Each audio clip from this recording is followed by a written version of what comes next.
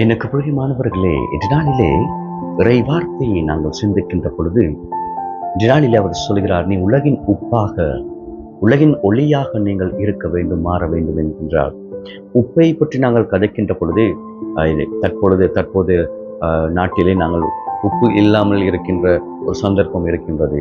உப்பை பற்றி பல பேர் பலவிதமான பாராளுமன்றங்களிலே கதைக்கின்றதை நாங்கள் பார்க்கின்றோம். ஆனால் உண்மையான உப்பாக அவர்கள் இருக்கின்றார்களா?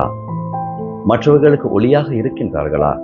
அவர்கள் உப்பை பற்றி கதைக்கின்றார்களே ஒளிய, அவருடைய வாழ்க்கை முறைகள் பாராளுமன்றங்களை கதைக்கின்ற பொழுது, அந்த இடங்களில் அவர்கள் செய்கின்ற செயல்களை பார்க்கின்ற பொழுது, உண்மையாகவே அவர்கள் உலகிற்கு ஒளியாக உப்பாக இருக்கின்றார்களா என்பது ஒரு பெரிய சந்தேகத்துக்குரிய செயலாக அல்லது கேள்விக்குறியாக இருக்கின்றது.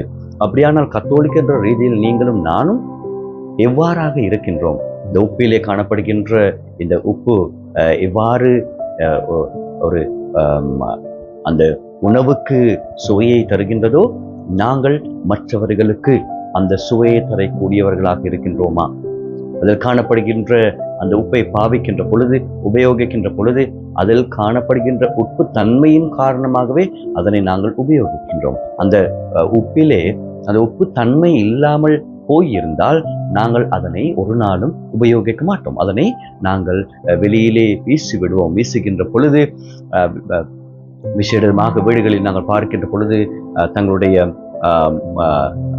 வீடுகளில் முன்புறமாக அதனை போட்டு வருகின்றவர்கள் போகின்றவர்கள் அனைத்தும் அதனை மிதித்து கொண்டு கூடியதாக அது மாறிவிடும், அந்த உப்புத்தன்மை இல்லாமல் போயிருந்தால்.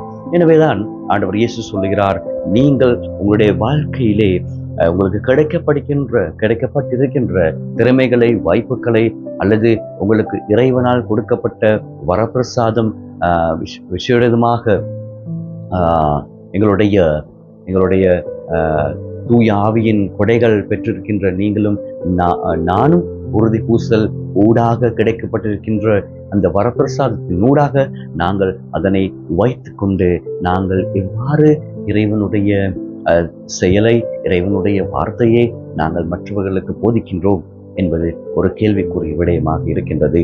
நாங்கள் சில சந்தர்ப்பங்களில் நான் உலகிலே உப்பாக இருக்கின்றேன், ஒளியாக இருக்கின்றேன் என்று வார்த்தையில் சொல்லுகின்றமே ஒளிய, எங்களுடைய அன்றாட வாழ்க்கையில் இவை காணப்படுகின்றதா?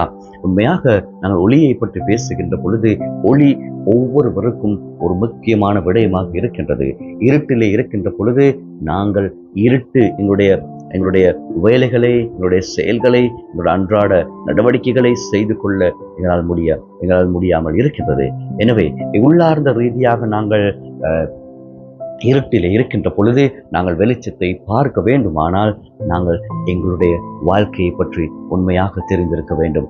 எனவேதான் ஆண்டவர் இயேசு உங்களை மன்னையும் அழைத்து நிற்பது இதனை பற்றி சிந்திக்கவும், உண்மையான தன்மையினை புரிந்து கொள்ளவும் எங்களை அழைத்து நிற்கின்றார். எனவே அந்த வரப்பிரசாதங்களுக்கு